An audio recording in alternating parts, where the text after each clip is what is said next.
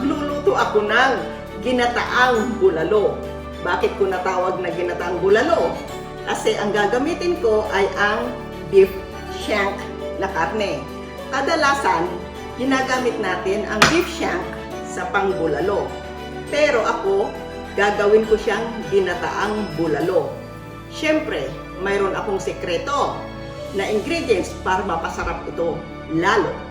So, umpisahan na natin ang ating ginataang bulalo.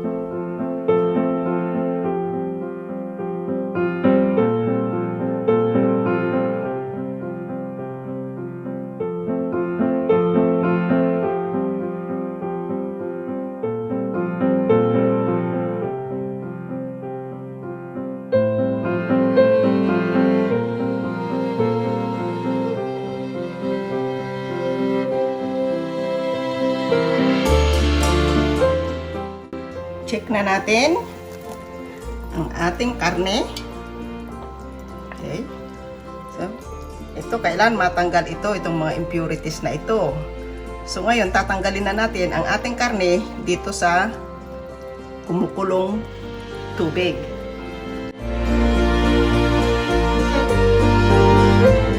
Itapon na natin ito dahil hindi natin ito kailangan. So at least, andito yung mga fats. Nabawasan na ng fats yung ating karne ng baka.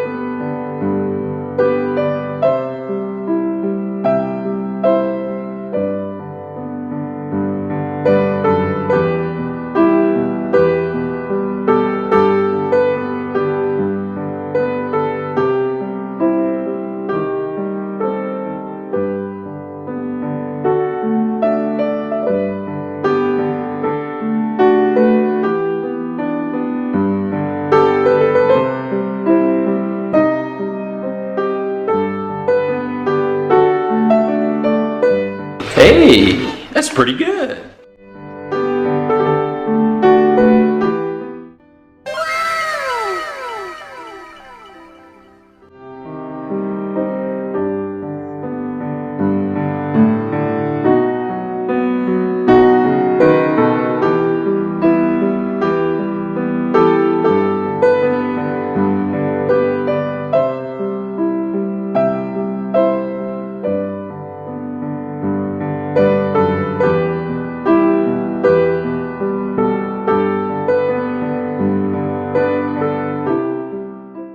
Ito na, yung ating bulalo na niluto sa gata at bagoong. Masarap siya guys. So, excited na akong tikman ito dahil ako pa ang gumawa. So, halina kayo guys, tikman na natin.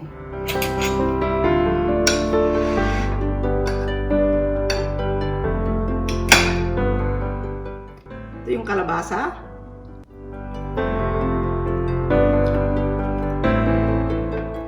Malasa.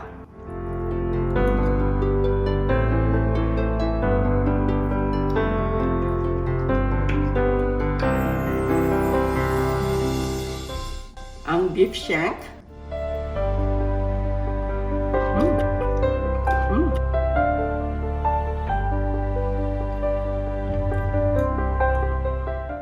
At itong green beans.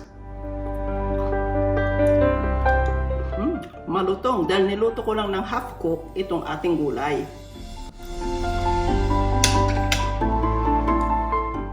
Siyempre, may kanin.